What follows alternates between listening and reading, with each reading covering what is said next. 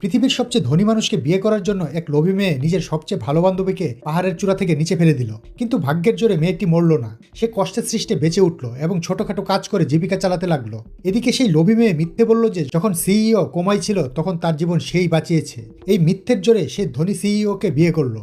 যখন মেয়েটি টিভিতে এসব দেখলো তার মনে প্রতিশোধের আগুন জ্বলে উঠল। সে শপথ করলো নিজের জীবন আর সম্মান সে আবার ফিরে পাবে। সে যন্ত্রণা সহ্য করে প্লাস্টিক সার্জারি করলো আর নিজের মুখ সেই লোভী মেয়ের মতো বানিয়ে নিল। এই সময়েই লোভী মেয়ের মিথ্যে তার বাবার সামনে ফাঁস হয়ে গেল। বাবা জানতে পারলেন যে আসলে জীবন বাঁচিয়েছিল এক নার্স, যার ছিল বিরল পান্ডা ব্লাড গ্রুপ, অথচ তার মেয়ের রক্তের গ্রুপ তো একেবারেই মেলে না। এতে পুরো পরিবার চিন্তায় পড়ে গেল। ঠিক তখনই মেয়েটি ফুড ডেলিভারির ছদ্মবেশে তাদের বাড়িতে পৌঁছালো। মা ও মেয়ে তাকে $5 মিলিয়ন লোভ দেখিয়ে বলল সিইওকে বিয়ে করে একটি সন্তান জন্ম দিতে হবে। তাদের পরিকল্পনা ছিল কাজ শেষ হলে মেয়েটিকে মেরে ফেলা, কিন্তু আসলে মেয়েটি আগেই সব জেনে গিয়েছিল।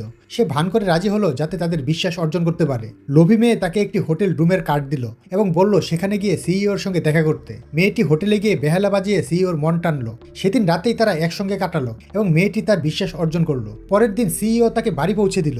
বিদায় দেওয়ার সময় একটি পোশাক উপহার দিল যার দামই ছিল $5 বিলিয়ন এবং সগর্বে ঘোষণা করলো যে এখন থেকে মেয়েটি তার বাগদত্তা। এটা শুনে লোভী মেয়ে হিংসায় জ্বলে উঠল এবং সবার সামনে মেয়েটিকে চড় মারল, কিন্তু তার বাবা তাকে থামিয়ে দিলেন। এরপর বাগদান অনুষ্ঠানে লোভী মেয়ে নিজেও এলো। সে মেয়েটিকে মাস্ক পরিয়ে নিজের সঙ্গে দাসী সাজিয়ে নিয়ে এলো। অনুষ্ঠানের মাঝে সিইও তাকে বেহালা বাজাতে বলল, কিন্তু সে তো কোনোদিন বেহালা বাজাতেই জানতো না। তাই সে অজুহাত দিল যে তার হাত ব্যথা করছে এবং মেয়েটিকে বাজাতে বলল।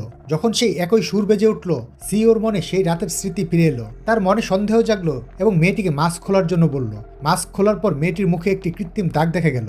এতে সিইও মনে করলো হয়তো সে বিভ্রান্ত হয়েছে এবং সন্দেহ করা ছেড়ে দিল। সে একটু ঘুরে গিয়ে একটি গোলাপ বের করলো, যা লোভী মেয়ের সবচেয়ে পছন্দের জিনিস ছিল, আর তাকে প্রপোজ করলো। কিন্তু সে জানতো না গোলাপে মেয়েটির মারাত্মক অ্যালার্জি আছে। আসলে এটা সবই পরিকল্পনার অংশ ছিল, কারণ সত্যিকারের মেয়েটির গোলাপ খুবই প্রিয়।